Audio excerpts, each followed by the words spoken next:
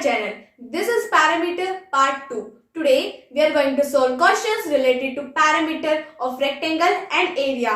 So let's start. So this is question number 1. Let's read the question.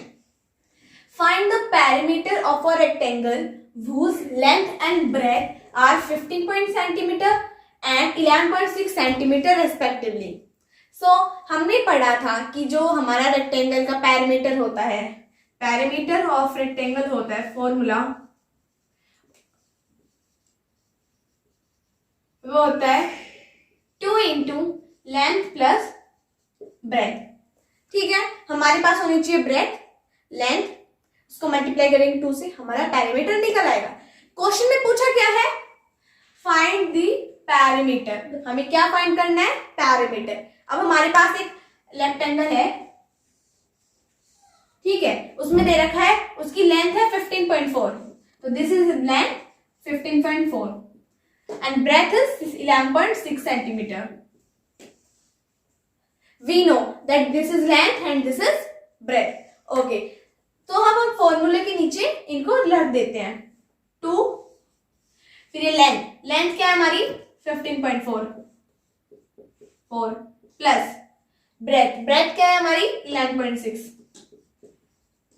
और यार हम centimetre लगा देते हैं क्योंकि यहाँ जो हमारी यूनिट है वो सेंटीमीटर में. ठीक है, तो पहले हम ब्रैकेट बाहर है, तो पहले ब्रैकेट के अंदर वाला सोल्व करते हैं. ब्रैकेट के अंदर सोल्व करेंगे तो हमारा पहले 15.4 को और 11.6 को हम ऐड करेंगे. अगर हम इनको ऐड करेंगे तो हमारा आएगा 27. ठीक है, क्या आएगा 27. सेंटीमीटर हम साथ रखेंगे. अब 27 को जब हम 2 से मल्टीप्लाई करेंगे, करके देख लेते हैं, तो आंसर आएगा 54. हमारा आंसर है 54 सेंटीमीटर. वापिस वो करते हैं कि हमारा अगर हमें क्वेश्चंस में दे रखा होता है कि आपको पैरामीटर फाइंड करना है, तो हमारे पास एक फॉर्मूला होता है basically 2 into length plus breadth. ठीक है, तो हम इससे हम अपना पैरामीटर निकाल सकते हैं. हमें बस लेंथ चाहिए, ब्रेथ चाहिए, और उसको 2 से मल्टीप्लाई कर देंगे तो हमारा पैरामीटर निकल जाएगा. और अगर आपको ऐसे नहीं निकालो तो एक काम करिए, जैसे आपको पता है इसके अपोजिट इक्वल होती थी, ये भी 11.6 होगी और ये भी फिर ये 15.4 होगी. इसको आपको अगर ना ले तो आप इसको प्लस कर दो. ठीक है, अगर आप सेम ही लगे आप इसको प्लस करोगे तो भी आंसर सेम ही आएगा. ये आपके उस पे, आप दोनों क्वेश्चन आपके लिए, आप जो भी करो कर सकते हो. तो हम सेकंड क्वेश्चन देखते हैं. Question number 2.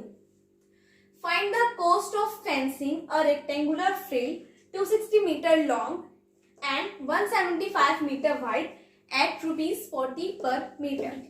तो क्वेश्चन में ये पूछा है कि कॉस्ट ऑफ फेंसिंग, जो हमारे एक रेक्टेंगुलर फील्ड है उसका कॉस्ट ऑफ फेंसिंग बताना है. तो कॉस्ट ऑफ फेंसिंग होता है कि चारों ओर है, किसी भी चीज के चारों ओर एक फेंस लगाना.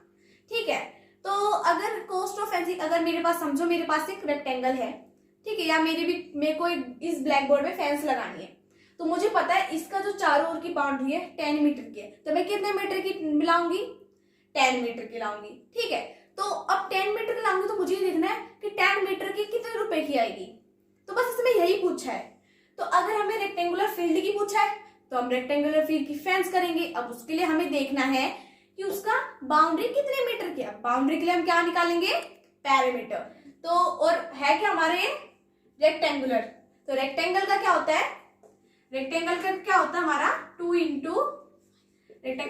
Into length plus breadth. तो हमारा वही फॉर्मूला लग गया, हमने लास्ट क्वेश्चन में भी देखा था. तो यहाँ हमें दे रखे 260 मीटर लॉन्ग. तो लॉन्ग का मतलब होता है लंबाई यानी लेंथ. तो हम यहाँ इसको लेंथ की जगह रखेंगे 260 प्लस ब्रेथ मीन्स होता है चौड़ाई, वाइड, ये लिखेंगे 175. और यहाँ हमारा मीटर है यूनिट, तो हम मीटर कर देंगे. सोल्व करें तो हम यहाँ 260 को में 175 करेंगे ऐड, 5 13 और ये 4. आंसर क्या है? 435. अब हम इसको मल्टीप्लाई करेंगे 2 से. ओके, तो 435 को करते हैं हम 2 से मल्टीप्लाई. 2 5 10, 2 3 1 7 और 2 4 8. क्या है हमारा आंसर?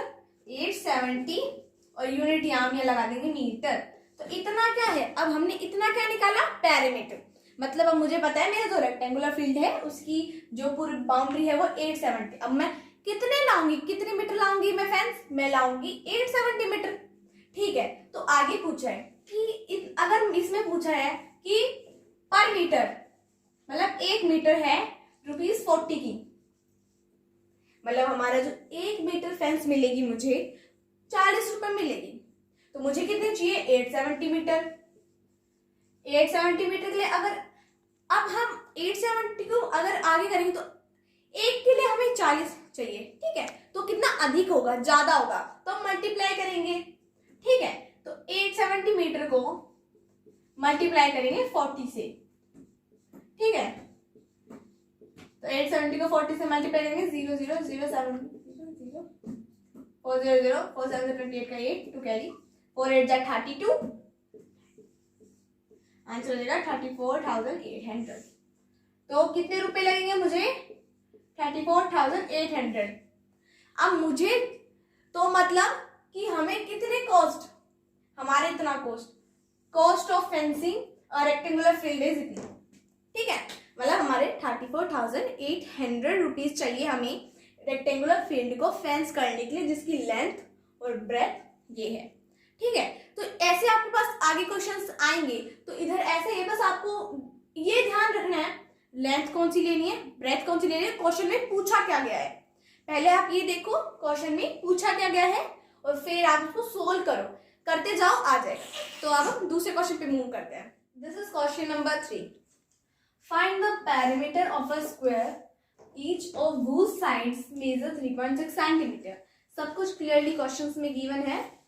क्वेश्चन में पूछा क्या है, फाइंड द पेरीमीटर, पूछा है हमें पेरीमीटर, किसका पेरीमीटर, स्क्वायर का पेरीमीटर, उसकी साइड दे रखी है हमें 3.6 सेंटीमीटर। हमने पढ़ा है स्क्वायर का पेरीमीटर का फॉर्मूला क्या होता है, स्क्वायर के लिए हमारा फॉर्मूला था 4 इंटू साइड। ओके, इसमें कुछ वो नहीं है, 4 यहां लिख दिया, साइड हमें गिवन है 3.6 सेंटीमीटर। इसको ब्रैकेट में कर देते हैं, ब्रैकेट में करके यहाँ लगा देते हैं इसको सेंटीमीटर। तो इसमें एक ही साइड दे रखी है हमने, क्योंकि हमें पता है स्क्वायर की जो सारी साइड्स होती है वो इक्वल होती है। अब इक्वल होती है तो एक ही लिखेंगे तो ठीक है। अब इसको करेंगे हम मल्टीप्लाई, 3.6 को हम करेंगे 4 से मल्टीप्लाई, 4 6 24 का 4 टू कैरी 4 3 12 13 14। आंसर क्या है हमारा 14.4 सेंटीमीटर। ठीक है, तो हमारा क्या है पेरीमीटर स्क्वायर का 14.4 सेंटीमीटर। क्लियरली हमें जब हमारा पेरीमीटर पूछा है, आप पहले देखो क्या पूछा है। ठीक है, किसका पूछा है, स्क्वायर का पूछा है, तो हमें ये याद होना चाहिए पेरीमीटर क्या है स्क्वायर का, 4 इंटू साइड, वो लिख लो और उसके हिसाब से जो जो दे रखा है उसके नीचे जो वैल्यूज दे रखी है उसको लिख लो और सोल्व कर दो, सिंपली आपका पेरीमीटर निकल आएगा। Okay, so let's move to next question number 4। Find the perimeter of a figure given below whose side is 9 centimetre. हमें एक फिगर दे रखे है नीचे, ठीक है, यहाँ साइड दे रखी 9 सेंटीमीटर। हम क्लियरली देख सकते हैं ये स्क्वायर है, तो इसकी साइड दे रखी है 9 सेंटीमीटर और हमें पता है स्क्वायर की साइड साइड इक्वल होती है, तो सारी 9 हो जाएंगी, लिखने की इतना वो नहीं है। तो क्या पूछा है हमें यहाँ, पेरीमीटर। ठीक है, तो हमने पढ़ा है स्क्वायर का पेरीमीटर कितना था, लास्ट उसमें भी देखा था हमने 4 इंटू साइड। ठीक है, 4 लिख लिया हमने और मल्टीप्लाई। ठीक है, साइड है हमारी 9। ठीक है, तो 4 9 4 जा 36 सेंटीमीटर। हम यहाँ पर भी सेंटीमीटर लिख देंगे क्योंकि हमारा 9 सेंटीमीटर है। ठीक है, तो हमारा पेरीमीटर कितना आ गया 36 सेंटीमीटर। तो हम एक बार इसको करते हैं कि क्या फाइंड करना था, पेरीमीटर। ठीक है, ये हमारा फिगर क्या था, एक स्क्वायर, क्या था, एक स्क्वायर। ठीक है, फॉर्मूला था 4 इंटू साइड, 4 लिख दिया, साइड गिवन है लिख लिया और हमारा पेरीमीटर आ गया। तो अगर हमें कुछ भी करना है, तो अगर हमें सॉल्व करेंगे क्वेश्चंस को, तो हमें बस एक बार क्वेश्चंस को ध्यान से पढ़ना है कि दे क्या रखा है, किसका निकालना है और साइड वैल्यूज क्या दे रखी है और उनको फॉर्मूले के नीचे रख देना है। ठीक है, तो ये यही थे आज हमारे आज के questions. Please like it and subscribe my channel. Thank you for watching. Bye.